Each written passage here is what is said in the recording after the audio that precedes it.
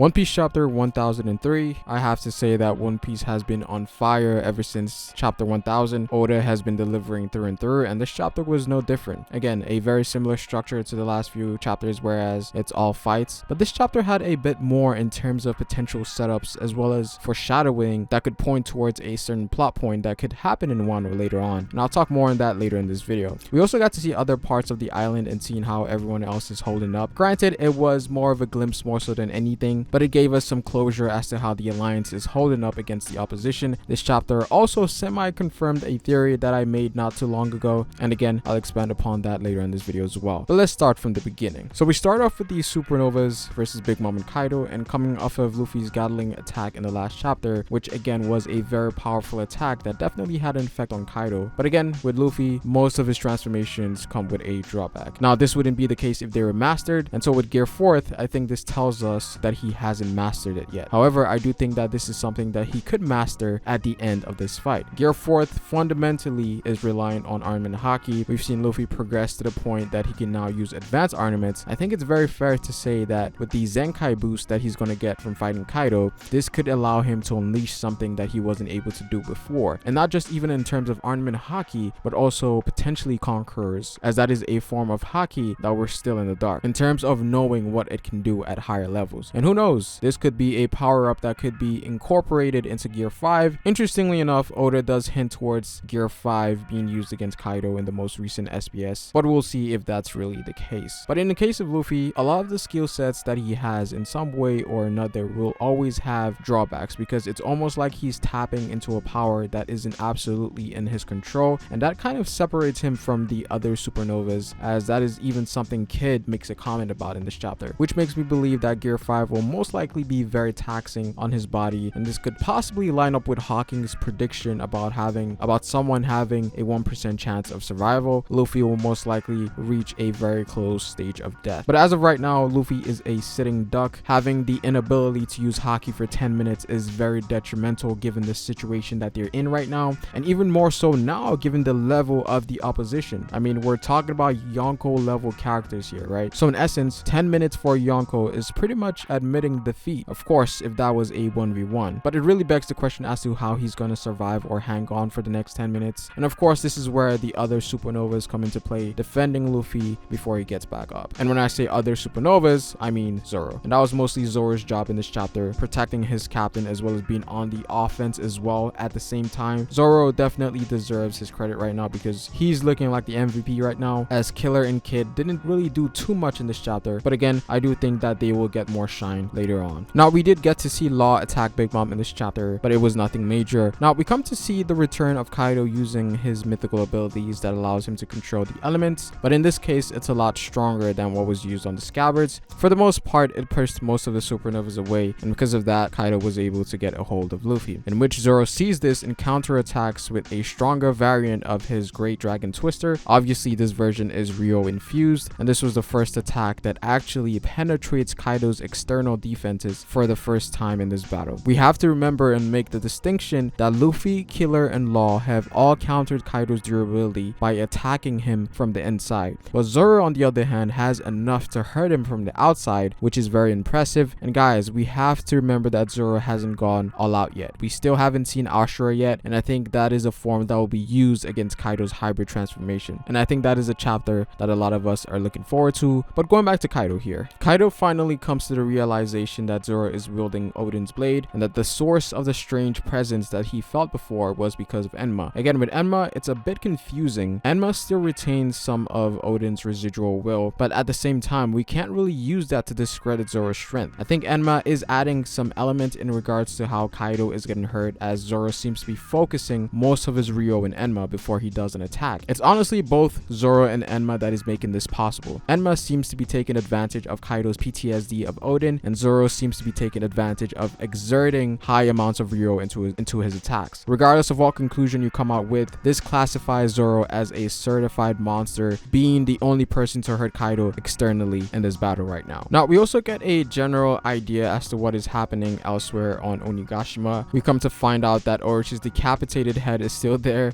Now, I was of the mindset that he was going to regenerate his head given the nature of his defortability following the myths of the Yamato no Orochi, but that might not happen for a while. But we also have to take into account that while we do see the head, we don't see the body. So I feel like that could be something Oda could use to throw a curveball into this, making us believe that Orochi is actually dead. We also get to see a more interesting turn of events with the reveal of the CP0 being on Onigashima, which was something a few of us saw coming, and I even made a video talking about this, how it's very likely that the CP0 are already in Wano, specifically being informed through the actions of Who's Who. And this chapter semi-confirms Who's Who being affiliated with the Cypher Poet, as we see a member talking to the faction with the eye symbol, which we do know that Who's Who has on his chest. So I feel like that is a reveal that we will get later on, because it's pointing towards that idea right now. And if you guys want to know my reason as to why Who's Who is a CP0 member, I will put a link in the description for the discussion video I made pertaining to that. But I have to say, the CP0 member that we see do all the talking in this chapter gives off the air of being very strong. Now, I've always assumed that this guy is the leader of the CP0 just because of how he carries himself, and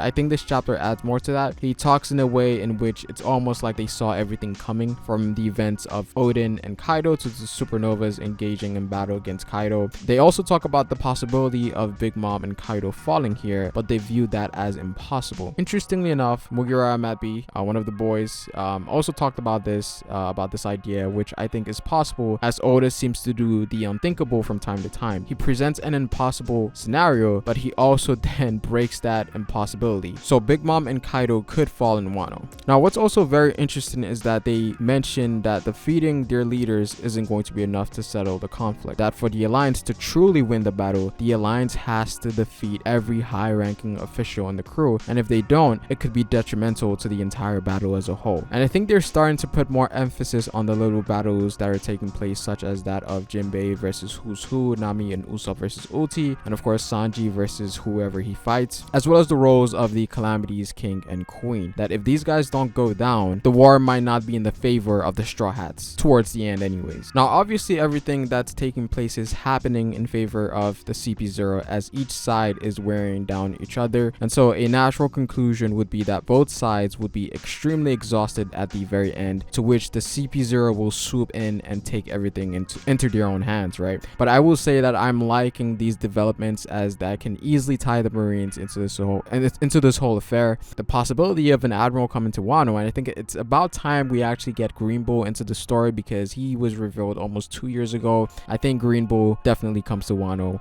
towards the end of Wano. We also have to take into account massive curveballs, as Oda states that the ending of Wano is a bit special from the other arcs, but we'll see how that plays out. We finally come to the end of the chapter, in which the supernovas notice Kaido take a new form. Law states that it has to be his hybrid form, and obviously this is the big drop off of the chapter, as we see Kaido in a silhouette in supposedly his hybrid form, and this is hype, guys. This is extremely hype. Now, we do get to see his hands, which is basically the human form with the scales. So yeah, I think we're very close to seeing the full power of Yonko here, and Kaido didn't even take this form when he fought Odin, so we're entering new territories in terms of Kaido's capabilities, and I cannot wait. Hybrid form is a form that Oda rarely shows, and seeing it with Kaido is going to be amazing, but I do think that the next chapter is going to be the Yonkos dominating. But I am definitely excited to see that hybrid form. But overall, this was an amazing chapter. Cannot wait to see what Oda has in store for the next chapter, and yes, there is no break next week. But that's pretty much it for this video, guys. Comment down below what you guys think about this chapter. I would appreciate it if you dropped a like on this video. Definitely helps me to push out more content, and subscribe for more One Piece content on this channel, guys. It is Pharaoh, and I will see you folks later. Peace.